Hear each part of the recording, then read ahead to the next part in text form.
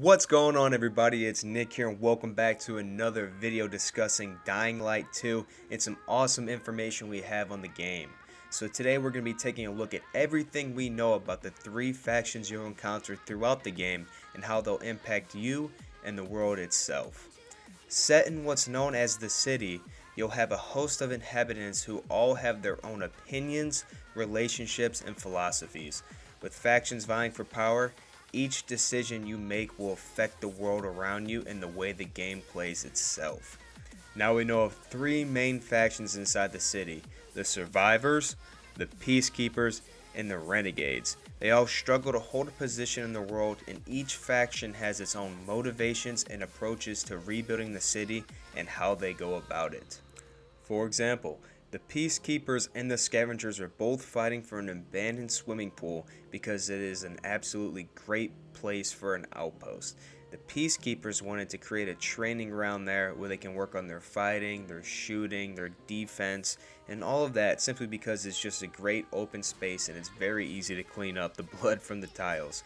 While the Scavengers want to start growing plants that they can use to produce fuel. They have a craftsman who's very smart and understands that there are special types of plants throughout the world that you can harvest and actually use to create biofuel to power vehicles, which is immensely important in a post-apocalyptic world.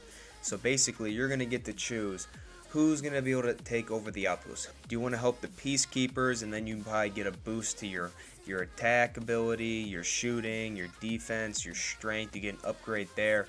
Or you can help the scavengers and you'll be able to have fuel for vehicles and be able to drive around, which will greatly increase your drive times, how far you'll be able to explore in the world, how efficient you'll be, all of that. So me personally, knowing this, I think I'll probably go with the scavengers. I feel like that's pretty important, but that would be a decision you get to make in your playthrough, which will affect everything in the world. So the peacekeepers themselves, they have a very simple philosophy. They just want every infected dead. So what they're doing is if they take hold of a district, they try to clean out all the dark places and kill the infected on the streets. So you can join them and help them in this fight to just clear out the city, section off zones, and hopefully no one else comes in and gets there and fucking they don't repopulate. So you have a nice safe area. While the scavengers, they don't think that's a solution. They don't think a new world can be built on killing every infected because to them that's pointless. You're always going to have more and more people dying every day and turning into infected, more infected coming into the city from other places. So they just think that's pointless, and their opinion is create the best area they can for themselves, a little safe haven, a place they can fence themselves off from the infected and they know it is a safe area. Now each group themselves wants something different. It's a theme that goes on throughout the whole city, the whole region, and really impacts how they operate. Not a ton is known about all the specific factions. We don't have a ton of information, but we do have a little bit we can access, specifically with the Peacekeepers. We've been given the most information on them, so let's deep dive into those guys. The Peacekeepers are former soldiers determined to bring law and order to the new world. The Peacekeepers are primarily known for the authoritarian and aggressive habits when it comes to subjugating nonconformists. They are notorious for skipping over the judicial aspect of the law while enforcing what they believe to be righteous legal principles and guidelines. Now, as you can see, their name is a bit ironic. They call themselves the Peacekeepers, but you can see they're basically hardcore. You do what I say or else we're going to chop your fucking head off. As you guys can see from this little banner that they have in one of their zones, it says, "Steal, your right hand shall be chopped off. Steal again or steal food, you shall be hung by the neck until dead. Kill, maim, or lie, you shall die bound to a stake in full view." So like I said, pretty fucking ironic their name's the Peacekeepers. They say they're peaceful, but they roll with an iron fist.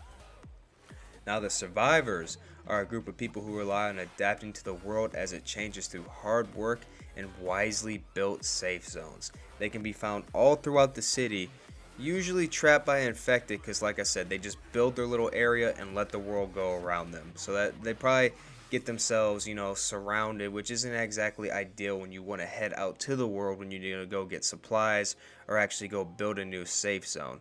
However, they can give you guys some pretty cool quests and rewards with experience, cash, and other things such as drugs or fuel for your cars, stuff like that. They can also appear very hostile or very friendly depending on the certain situation. Next up are the Renegades, and you guys definitely want to watch out for them. They're led by a fearsome leader known as the Colonel.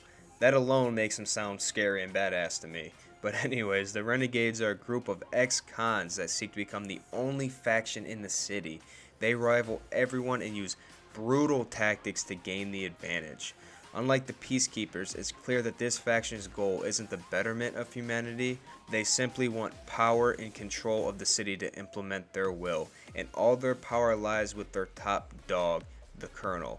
And they also have a very, very cutthroat nature that spreads through their ranks and is encouraged. So you guys definitely need to watch your back around them. Do not trust them.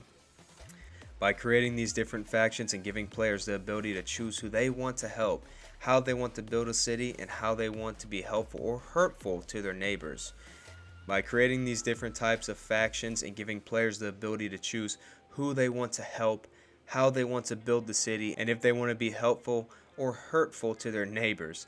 This gives us a ton of different ways to play the game and interact with the world within, and provides an immense amount of replay value. I imagine you're going to get tons and tons of replay value out of this if you want to go back through and play the story a different way, work with different factions, make different choices. So who do you guys think is going to be the most influential faction in the game? Who do you like based on the descriptions? Who do you think you're going to ally with? Let me know down below in the comment section. If you guys want to learn about any more Dying Light videos, any more news, anything else about the game, I have a full playlist down in the description. You can also see it up on the screen right here. Thank you guys for watching.